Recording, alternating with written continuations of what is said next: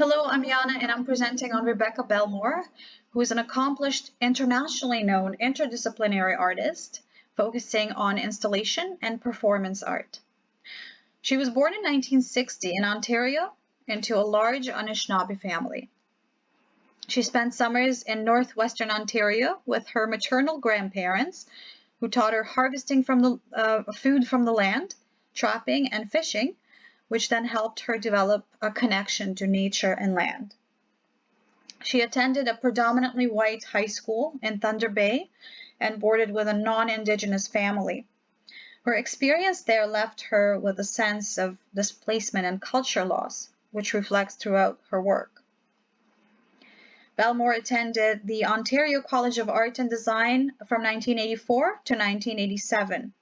During her time there, she developed a bold alter ego named High-Tech TP Trauma Mama and began carrying out performative interventions in public spaces, which were aimed at drawing attention to the dispossession of First Nations land and livelihood. Through the 1990s and 2000s, she gained recognition for her ability to expose the hard truths of colonial power.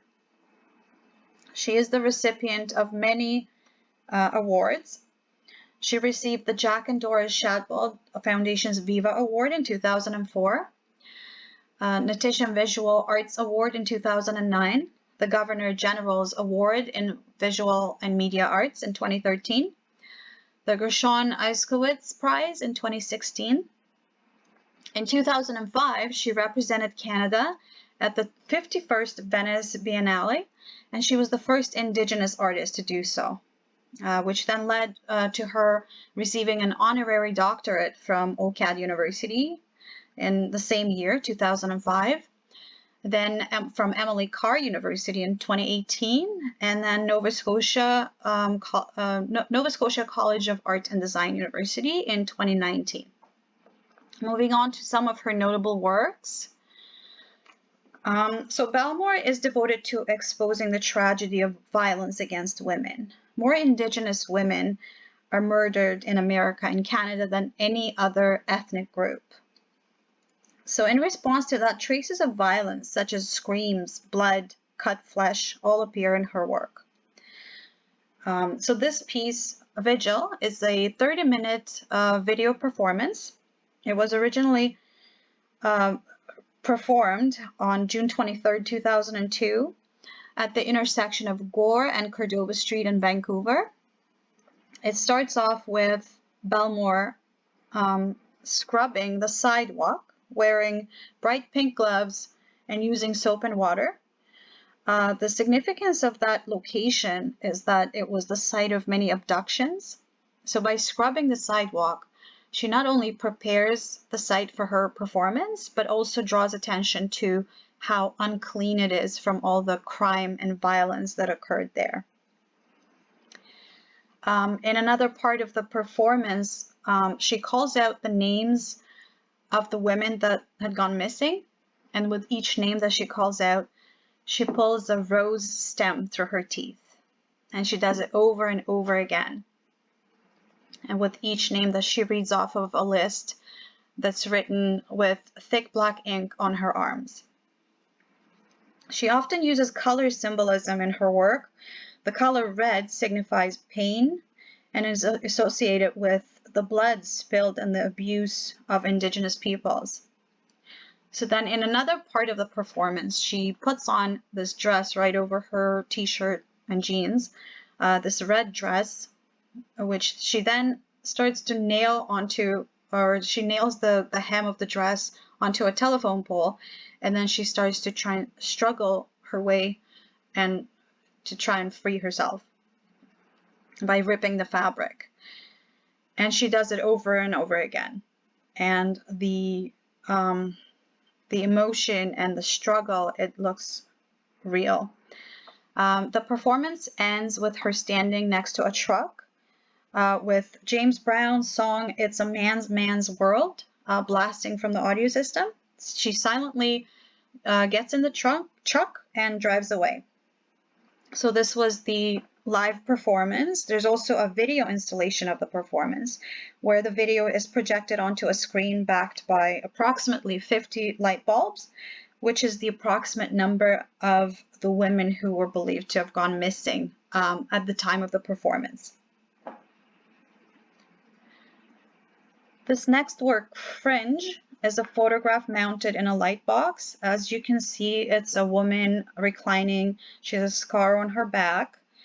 It's a metaphor of scars left by historical oppression of Indigenous peoples, and is also an allusion to, again, violence against women. So the trickles of blood that you see is actually strings of beads, which beading is a traditional craft. And this work was installed originally as a billboard in Montreal.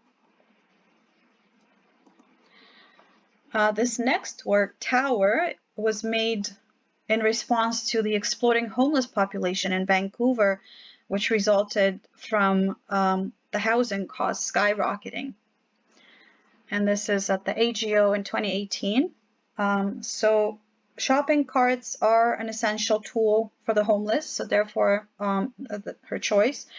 And the cement is representative of all the condos going up. And the image on the left I included to give a sense of the scale of the work. And here are some images of her other works. Of course, she's been active since the 80s, and she has an immensely large body of work, which I couldn't possibly cover in the time that's allotted for this presentation.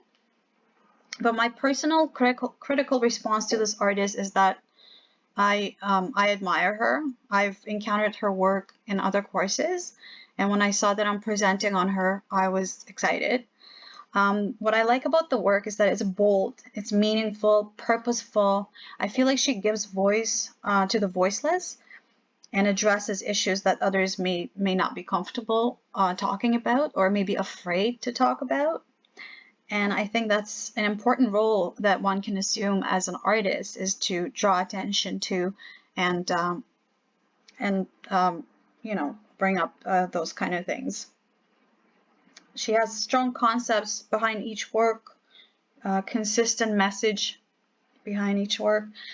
It's full of passion, pain, emotion, and it reminds me of a quote. I'm not sure who said it, but it went, art should comfort the disturbed and disturb the comforted. So I feel like her work does that she does that. And I also appreciate her choice of materials. She uses readily found natural materials. As you can see in the image on the bottom right, that's hair. And then above that, there's twigs and sticks. So it's objects found in nature, which speaks to her connectedness to nature. And I guess that's about it. Please comment or put your questions in the discussion, and I will do my best to answer. Thank you.